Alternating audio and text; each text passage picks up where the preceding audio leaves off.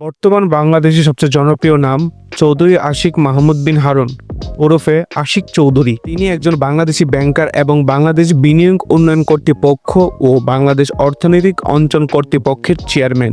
একই সাথে তিনি একজন শৌখিন স্কাইডাইভারও। প্রাথমিক জীবনে আশিকের জন্ম চাঁদপুরে, তবে তার বাবার পোস্টিংয়ের কারণে তার শৈশব কাটে যশোরে।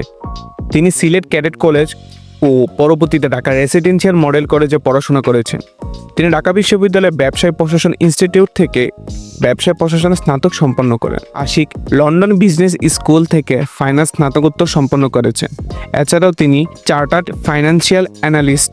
কর্মজীবনে আশিক চৌধুরী তার কর্মজীবন শুরু করেন 2007 সালে ব্রিটিশ আমেরিকান টোবাকো আঞ্চলিক অফিসার হিসেবে। 2007 সালে আগস্ট মাসে তিনি স্ট্যান্ডার্ড চার্টার ব্যাংকে যোগ দেন এবং সেখানে 2011 পর্যন্ত ল্যান্ডিং স্ট্র্যাটেজি এবং ফিনান্সিয়াল প্ল্যানিং বিভাগের ম্যানেজার হিসেবে কাজ করেন।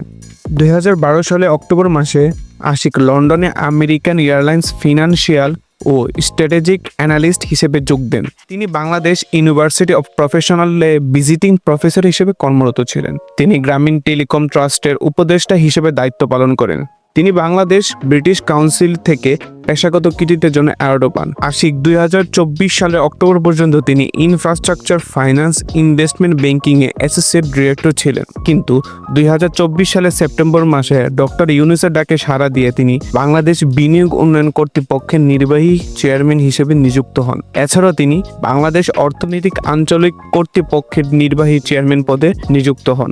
7 এপ্রিল 2025-এ তাকে প্রতিমন্ত্রীর মর্যাদা দেওয়া হয়। ব্যক্তিগত জীবনে আশিক একজন আগ্রহী স্কাইডাইভার।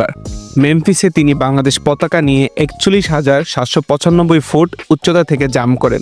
গিনিস ওয়ার্ল্ড রেকর্ডের অধীনে তিনি greatest distance free fall with a ব্যানারে ফ্ল্যাগ রেকর্ড অর্জন করেন। এছাড়াও তার বাংলাদেশে একটি প্রাইভেট পাইলট লাইসেন্স রয়েছে। পারিবারিক জীবনে আশিকের স্ত্রীর নাম হচ্ছে নাবিলা। তিনি ঢাকা বিশ্ববিদ্যালয়ে IBA থেকে স্নাতক অর্জন করেছেন। তাদের একটি মেয়ে ও একটি ছেলে রয়েছে।